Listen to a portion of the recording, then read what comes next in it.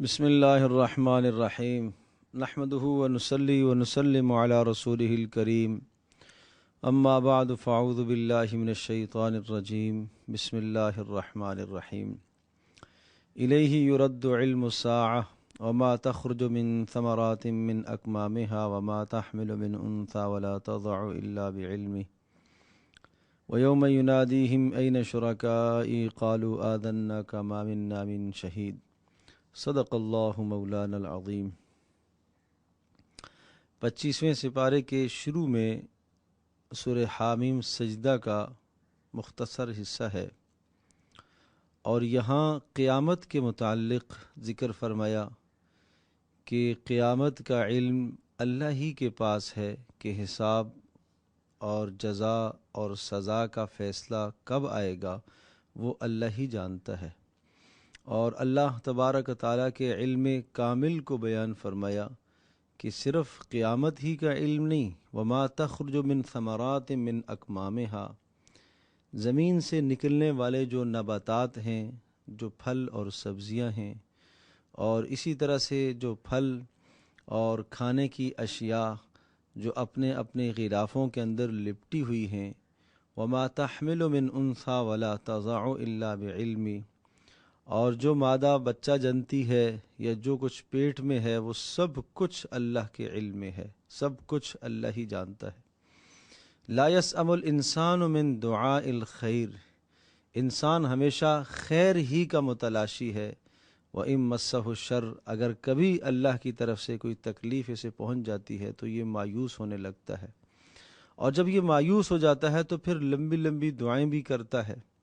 وَلَئِنْ أَذَقْنَاهُ رَحْمَةً مِنَّا مِن بَعْدِ ضَرَّاءَ مَسَّتْهُ لَيَقُولَنَّ هَٰذَا لِي، عجیب مزاج ہے اس انسان کا کہ جو تکلیف اس کو پہنچی ہے، مصیبت آئی ہے، بیماری آئی ہے، مال کی تنگی آئی ہے، اگر اس تنگی کے بعد ہم وسعت لے کے آتے ہیں، بیماری کے بعد صحت لے کے آتے ہیں، تو یہ اللہ پاک کی طرف اس نعمت کو منسوب نہیں کرتا، لَيَقُولَنَّ، کہنے لگتا ہے ہَٰذَا لِي، یہ تو میری محنت ہے، یہ تو میری کوشش کے نتیجے میں ایسا ہوا۔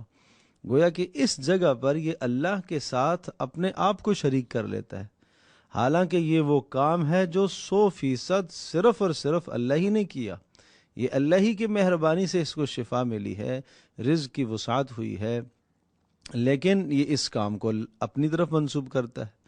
وما اظن الساعة قائمة ولئن رجعت الى ربی، آخرت کے متعلق اس کا نظریہ درست نہیں ہے، اور جب ہم اس کو نعمتیں عطا کرتے ہیں، اعرض ونأى بجانبہ، تو یہ ہمارا باغی بن جاتا ہے، اور پھر اگر تکلیف آتی ہے تو پھر لمبی لمبی دعائیں کرنے لگتا ہے۔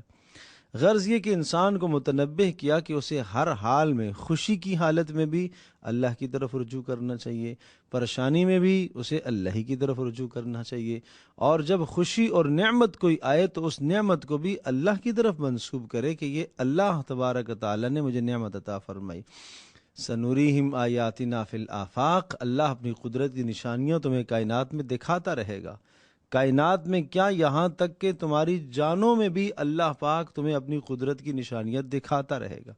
بے شمار انسان کے جسم میں، سر سے لے کر پیر تک اللہ پاک نے جو انسان کا جسم بنایا، اس میں کتنی اللہ کی قدرت کی نشانیاں ہیں۔ امام راضی رحمۃ اللہ علیہ نے لکھا ہے کہ اللہ کی قدرت کی نشانیاں ایک عالم اکبر اور ایک عالم اصغر ہے۔ کائنات عالم اکبر ہے، وہاں روشنی کے لیے اللہ پاک نے سورج اور چاند بنائے، اور اسی طرح سے کائنات اصغر، عالم اصغر انسان کا جسم ہے جس میں اللہ پاک نے 2 آنکھیں اس کو عطا فرمائی ہیں روشنی کے لیے۔ عالم اکبر کے اندر بڑے بڑے پہاڑ بھی ہیں، میدان بھی ہیں، اور عالم اصغر انسان کے جسم کے اندر ہڈیاں پہاڑوں کی مانند ہیں، اور عالم اکبر کے اندر جو ہے جنگلات ہیں، اور عالم اصغر میں جو بال ہیں وہ جنگلات کی مانند ہیں۔ عالم اکبر میں صحرا، خالی صحرا، چٹیل میدان ہیں، اور عالم اصغر میں انسان کی ہتھیلی ہے جس میں کوئی بال نہیں ہے۔ تو جو نشانیاں اللہ نے عالم اکبر میں پیدا فرمائی ہیں، وہی نشانیاں اللہ پاک نے عالم اصغر انسان کی جسم کے اندر وہ نشانیاں اللہ نے پیدا فرمائی۔ تو کہا کہ ہم اس طرح کی نشانیاں دکھاتے رہیں گے تاکہ تمہارے سامنے واضح ہو جائے کہ پروردگار بندگی اور عبادت کے لائق وہی اللہ ہے۔ अवलम यकफि बिरब्बिका अन्नहु अला कुल्लि शैइन शहीद। अल्लाह पाक हर शय पर आगाह और गवाह है, क्या ये तुम्हारे लिए काफ़ी नहीं है? उसके बाद सूरह शूरा है। सूरह शूरा का मजमून तमाम के तमाम आसमानी अदियान और तमाम की तमाम आसमानी कुतुब, उन सब का मौजू तौहीद, रिसालत, आखरत, इन तीनों मज़ामीन में सब के सब रसूल, सब की सब किताबें, सब के सब तालीमात इलाहिया, सब का इत्तेफाक था। शरअ लकुम मिनद्दीन मा वस्सा बिही नूहा, हज़रत नूह ने भी इसी का हुक्म दिया, इब्राहीम ने भी इसी का हुक्म दिया, और मूसा ने भी इसी का हुक्म दिया, ईसा ने भी इसी का हुक्म दिया अलैहिमुस्सलातु वस्सलाम। इन सब अंबिया अलैहिमुस्सलातु वस्सलाम ने लोगों को तौहीद और रिसालत और आखरत की बातें समझाईं और बताईं और शिर्क से उन्हें रोका। वमा तफर्रक़ू इल्ला मिन बादि मा जाअहुमुल इल्म, फिर इख्तिलाफ क्यों पैदा हुआ? ये सारी अंबिया की जमातें इस तरह से आई हैं और आसमानी किताबें तौहीद पर उतरी हैं, फिर क्यों इख्तिलाफ हुआ? फरमा बग़यम बैनहुम, आपस में हसद की वजह से, बुग़्ज़ की वजह से, नफ़रत और कीने की वजह से। तो या अल्लाह फिर ये अज़ाब के मुस्तहिक़ करार पाए, अज़ाब क्यों नहीं आया? कहा अल्लाह की तरफ से एक मोहलत का वक्त मुकर्रर है, अल्लाह की तरफ से एक अज़ाब का वक्त मुकर्रर है। अगर वो मुतअय्यन वक्त न होता तो अल्लाह की तरफ से अज़ाब आ चुका होता। और फिर प्यारे पैगम्बर सल्लल्लाहु ताला अलैहि वसल्लम को हुक्म दिया। ये 10 जुमले हैं, ये 10 जुमले और आयतुल कुर्सी के 10 जुमले, 10 जुमले आयतुल कुर्सी में भी इसी तरह से हैं कि हर जुमला दूसरे से जुदा है और हर जुमला अपने मजमून में मुस्तकिल हैसियत रखता है और वो एक मुस्तकिल बाब है, हर जुमला एक मुस्तकिल बाब है। यहाँ पर भी ये भी आयत उसी तरह की है जैसे आयतुल कुर्सी है, इसका भी हर जुमला एक मुस्तकिल बाब है और मुस्तकिल एक तशरीह के काबिल है। मैं सिर्फ तर्जमा करता हूँ, फलिज़ालिका फ़दअ, ये सब बातें जब अल्लाह की तरफ से हैं, सब अंबिया का दीन एक, तौहीद, रिसालत, आखरत पर सब नबियों ने बात की, लिहाजा फ़दअ, ए नबी आप भी लोगों को अल्लाह की तरफ दावत दीजिए, आप भी आखरत की बात समझाइए। नंबर 2, वस्तक़िम कमा उमिरत, जिस चीज़ का आपको हुक्म दिया गया आप उस पर इस्तिकामत इख्तियार कीजिए। नंबर 3, वला तत्तबि अहवाअहुम, आप लोगों की ख्वाहिशात की पैरवी न करें। कोई क्या कह रहा है, फ़लाँ राज़ी हो, फ़लाँ नाराज़ हो। रसूलुल्लाह सल्लल्लाहु अलैहि वसल्लम तो कभी भी इस तरह से किसी की पैरवी नहीं करते, लेकिन ये उम्मत को मुतनब्बिह किया गया कि आज दुनिया में हम माशरे को देख कर चलते हैं, रिवाज को देख कर चलते हैं। अगर मैंने ये दीन का हुक्म बजा लाया तो लोग क्या कहेंगे? का वला तत्तबि अहवाअहुम, लोगों की ख्वाहिशात के पीछे न चलो। नंबर 4, वकुल आमनतु बिमा अंज़लल्लाहु मिन किताब, आपका ये नज़रिया होना चाहिए कि जो अल्लाह ने अहकाम उतारे मैं उन पर ईमान लाया, और ईमान लाने का माना ये दिलो जान से उनको कबूल करूँगा। और नंबर 5, व उमिरतु लिअअदिला बैनकुम, मुझे अल्लाह ने हुक्म दिया कि मैं आदल से काम लूँ, अपनी ज़ात के साथ आदल। अल्लाह तबारक ताला ने जो जान दी है, इस जान को अल्लाह के सामने झुकाना ये आदल है। लोगों के साथ भी अदल, इंसाफ, इअ्तिदाल की ज़िंदगी, मोहब्बत में इअ्तिदाल, नफ़रत में इअ्तिदाल, हसद, कीना, बुग़्ज़, इन तमाम चीज़ों से अपने आप को बचाना है। लेकिन मोहब्बत और नफ़रत भी अल्लाह के हुक्म के ताबे हो जाए। ज़िंदगी के हर शोबे में इअ्तिदाल पैदा करो, मुझे तो इसका हुक्म दिया गया। नंबर 6, अल्लाहु रब्बुना व रब्बुकुम, अल्लाह ही हमारा परवरदिगार है और तुम्हारा भी परवरदिगार अल्लाह ही है, मेरा ये यकीन और मेरा ये ईमान है। नंबर 7, लना आमालुना वलकुम आमालुकुम, मेरे आमाल का बदला मुझे मिलेगा और तुम्हारे आमाल का बदला तुम्हें मिलेगा। अगर तुमने कोई जुर्म किया है तो उस जुर्म की सज़ा मुझे नहीं मिलेगी, और मैंने जो जुर्म किया तो मेरे जुर्म की सज़ा तुम्हें नहीं मिलेगी। मैं तौहीद पर कायम हूँ, इसका बदला अल्लाह मुझे अता करेगा। तुम शिर्क इख्तियार कर रहे हो, इसकी सज़ा अल्लाह तुम्हें देगा।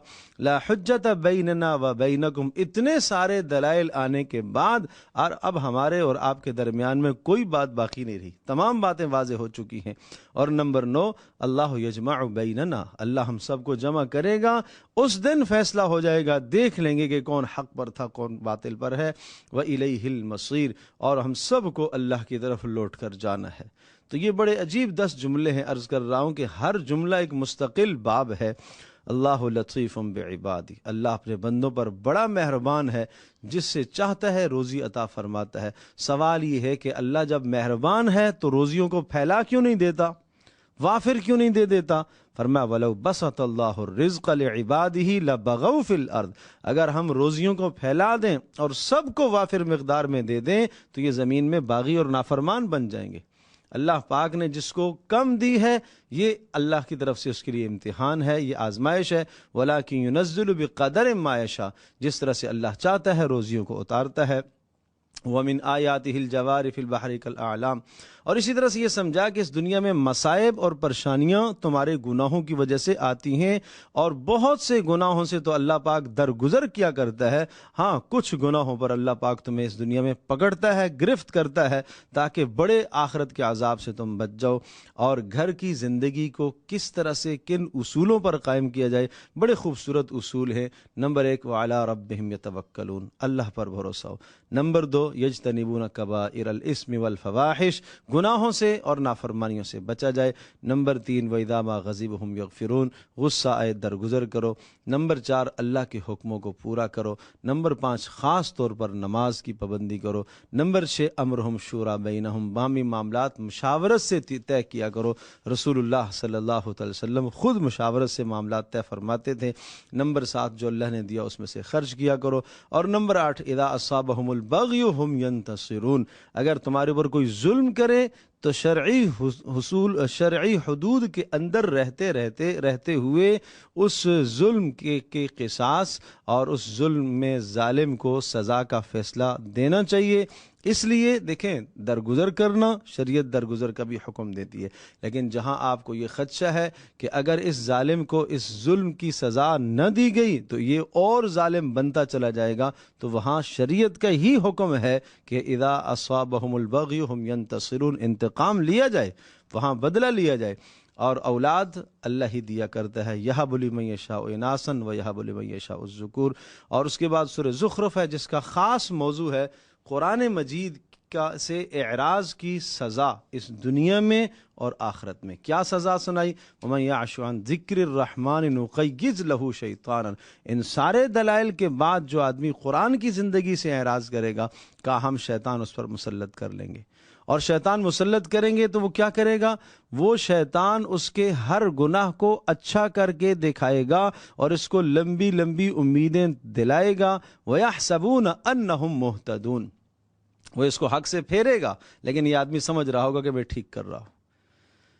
یہ بہت بد سزا ہے اور بہت بری سزا ہے جو شخص قرآن کی زندگی سے اعراض کرتا ہے، اللہ کے حکموں سے جو اعراض کرتا ہے، اللہ شیطان کو اس پر مسلط کر دیتا ہے، اور شیطان ہر گناہ اور نافرمانی کا کام اس کے سامنے مزین کر کے دکھاتا ہے، اور آدمی سمجھتا ہے کہ میں ٹھیک کر رہا ہوں۔ شیطان اس پر دلائل بھی اس کو سمجھاتا ہے، دلائل بھی اسے سجاتا ہے، اور اس پر پھر مثالیں ذکر فرمائی ہیں کہ فرعون کو تم نے نہیں دیکھا کہ اللہ پاک نے موسیٰ علیہ السلام کو اس کی طرف رسول بنا کر بھیجا، جب اس نے حق ٹھکرایا، حق کی بات کو اس نے ٹھکرایا، تو اللہ نے شیطان کو کیسے مسلط کیا کہ ہر نافرمانی اور ہر بغاوت اور نبی کی خلاف ورزی کرنا اور نبی کے مقابلے میں اتر کر آنا، یہ سب گناہ شیطان نے اس کے لیے مزین کیے، بالآخر اس کا نتیجہ تباہی اور بربادی ہوا۔ اس نمونے کے لیے یہ واقعہ سنایا، اہل ایمان کو پھر سمجھایا۔ اہل ایمان کو اللہ پاک نے اس دنیا میں جو مصائب اور پریشانیوں پر صبر کریں گے، اللہ نے آخرت میں ان کے لیے بہت بڑا اجر رکھا ہے۔ سورۃ الدخان 5ویں وہ سورت ہے جو حامیم سے شروع ہونے والی صورتیں ہیں۔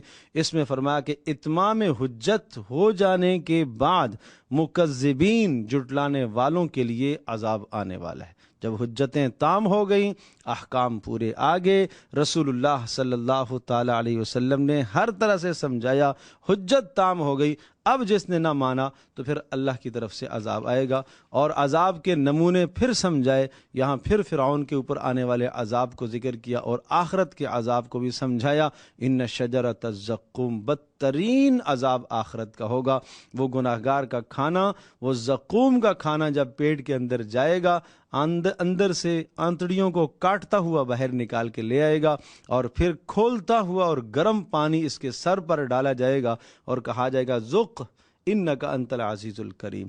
تو دنیا میں اپنے آپ کو بڑا عزت مند سمجھتا تھا۔ اس کے بعد سورہ جاسیہ ہے، جاسیہ کا معنی گھٹنوں کے بل ہو جانا۔ یہ وہ منظر ہوگا جب میدان میں قیامت جب قائم ہوگی، جب جہنم کو سامنے لایا جائے گا، نامہ اعمال تقسیم ہوں گے، وَتَرَى كُلَّ أُمَّةٍ جَاثِيَةً، سب کے سب گھٹنوں کے بل گر جائیں گے، کھڑے ہونے کی طاقت کسی میں نہیں رہے گی۔ وہاں کی ہولناکی اور شدت کو دیکھ کر سب کے سب گھٹنوں کے بل ہو جائیں گے۔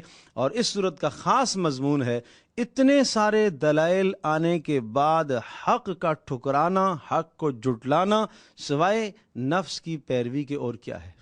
یہ خواہشات کی پیروی ہے، یہ خواہشات کی پیروی ہے۔